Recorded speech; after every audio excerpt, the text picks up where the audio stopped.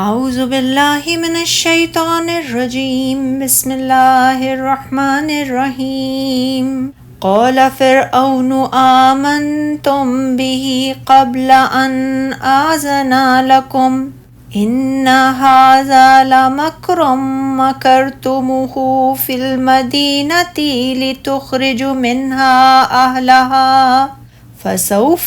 تعلمون لأقطعن أيديكم وأرجلكم من خلاف ثم لأصلبنكم أجمعين قالوا إنا إلى ربنا منقلبون وما تنقموا منا إلا أن آمنا بآيات ربنا لما جاءتنا ربنا أفرغ علينا صبرا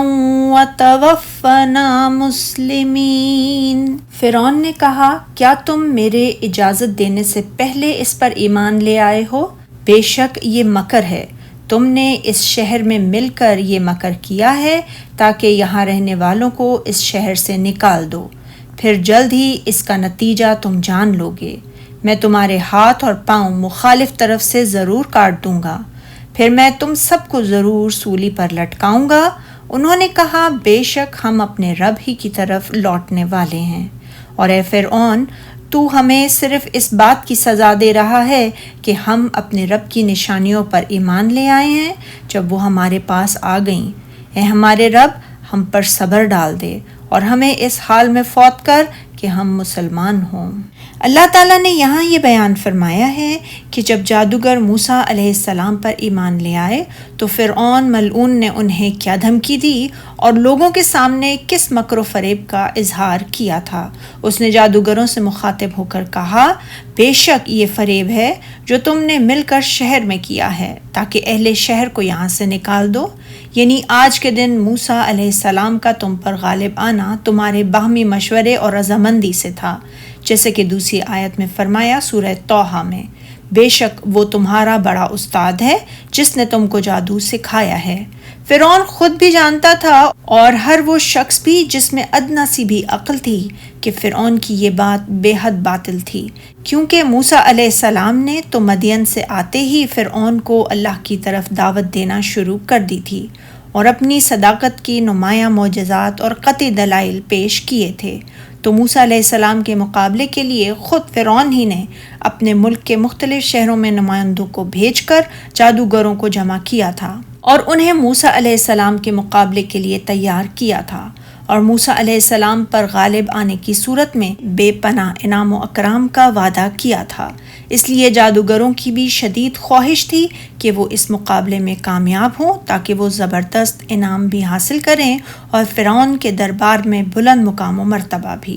موسیٰ علیہ السلام ان جادوگروں میں سے کسی کو بھی نہیں جانتے تھے، نہ انہوں نے اس سے پہلے کبھی ان میں سے کسی کو دیکھا تھا یا کسی سے کبھی کوئی ملاقات ہی کی تھی۔ فرعون کو بھی ان ساری باتوں کا علم تھا، لیکن اس نے اپنی حکومت کے کارندوں اور جاہل عوام سے حقیقت کو چھپانے اور انہیں مبتلا فریب کرنے کے لیے یہ کہا تھا، جیسا کہ اللہ تعالیٰ نے اس کی بابت فرمایا سورہ زخرف میں، تو اس نے اپنی قوم کی عقل مار دی اور انہوں نے اس کی بات مان لی۔ فرعون کی قوم کائنات کی تمام لوگوں سے زیادہ جاہل اور گمراہ تھی کہ اس نے تو فرعون کی یہ بات بھی صحیح مان لی تھی کہ اللہ تعالیٰ نے فرمایا سورہ نزعات میں، تمہارا سب سے بڑا مالک میں ہوں۔ صدی نے اپنی تفسیر میں اپنی مشہور سند کے ساتھ حضرت ابن مسعود، حضرت ابن عباس اور دیگر صحابہ اکرام رضی اللہ تعالیٰ عنہ سے آیت کریمہ کے بارے میں روایت کیا کہ موسیٰ علیہ السلام اور جادوگروں کے سرکوب کی ملاقات ہوئی تو موسیٰ نے اس سے کہا کہ یہ بتاؤ، اگر میں تم پر غالب آ گیا تو کیا تم مجھ پر ایمان لے آؤ گے اور اس بات کی گواہی دو گے کہ میں جو لایا ہوں یہ حق ہے؟ جادوگر نے جواب دیا، میں کل ایسے جادو کا مظاہرہ کروں گا کہ اس پر کوئی جادو غالب نہ آ سکے گا، لیکن اللہ کی قسم اگر تم مجھ پر غالب آ گئے تو میں تم پر ایمان بھی لاؤں گا اور اس بات کی گواہی بھی دوں گا کہ تم جس دین کو لے کر آئے ہو یہ ایک سچا دین ہے۔ فرعون دونوں کو باتیں کرتے ہوئے اس وقت دیکھ رہا تھا، اسی وجہ سے اس نے کہا کہ یعنی تم اور وہ جمع ہو جاؤ، تمہیں حکومت اور اقتدار حاصل ہو جائے اور یہاں کے اکابر اور سرداروں کو نکال دو اور سارا تصرف اور اقتدار تمہیں حاصل ہو جائے۔ چنانچہ عنقریب تم معلوم کر لوگے کہ میں تمہارے ساتھ کیا کروں گا۔ پھر خود ہی اس نے اس کی وضاحت کرتے ہوئے کہا، میں پہلے تو تمہاری ایک طرف کے ہاتھ اور دوسری طرف کے پاؤں کو ضرور کاٹ دوں گا، یعنی وہ آدمی کے دائیں ہاتھ اور بائیں پاؤں کو یا بائیں ہاتھ اور دائیں پاؤں کو کاٹ ڈالے گا، پھر تم سب کو ضرور سولی چڑھا دوں گا۔ ایک دوسری آیت میں ہے، اس نے کہا سورہ طٰہٰ میں، یعنی کہ میں تمہیں کھجور کے تنوں پر سولی چڑھا دوں گا۔ حضرت ابن عباس رضی اللہ تعالیٰ عنہ فرماتے ہیں، فرعون ہی وہ شخص ہے جس نے سب سے پہلے انسانوں کو سولی دی اور جانب مخالف سے ہاتھ پاؤں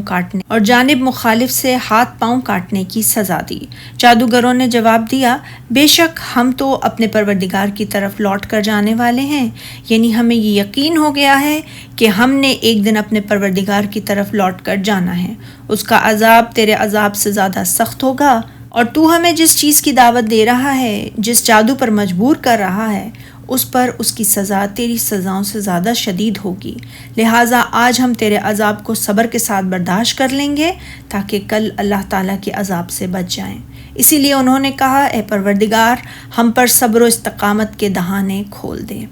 یعنی اس قدر صبر و استقامت عطا فرما کہ تیرے دین پر ثابت قدم رہ سکیں اور ہمیں اسلام کی حالت میں فوت کرنا کہ ہم تیرے نبی حضرت موسیٰ علیہ السلام کی اتباع کرنے والے ہوں۔ اور فرعون کو جواب دیتے ہوئے انہوں نے کہا، سورہ طٰہٰ میں اللہ تعالیٰ نے فرمایا، تو جو کچھ کرنے والا ہے کر گزر،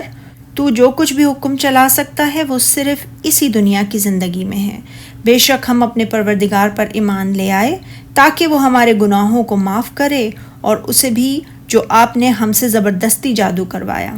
اور اللہ بہتر اور باقی رہنے والا ہے۔ بے شک جو شخص اپنے پروردگار کے پاس گناہ گار ہو کر آئے گا تو اس کے لیے جہنم ہے، جس میں نہ مرے گا نہ جیے گا، اور جو اس کے روبرو ایماندار ہو کر آئے گا اور عمل بھی نیک کیے ہوں گے تو ایسے لوگوں کے لیے اونچے اونچے درجے ہیں۔ دن کے ابتدائی حصے میں یہ لوگ جادوگر تھے، مگر آخری حصے میں نیکوکار اور شہداء بن گئے۔ حضرت ابن عباس رضی اللہ تعالیٰ عنہ اور دیگر ائمہ نے ان کے بارے میں یہ فرمایا کہ یہ لوگ دن کے ابتدائی حصے میں جادوگر تھے، مگر آخری حصے میں خلط شہادت سے سرفراز ہو گئے۔ سبحانک اللہم و بحمدک، اشہد ان لا الہ الا انت، استغفرک و اتوب الیک۔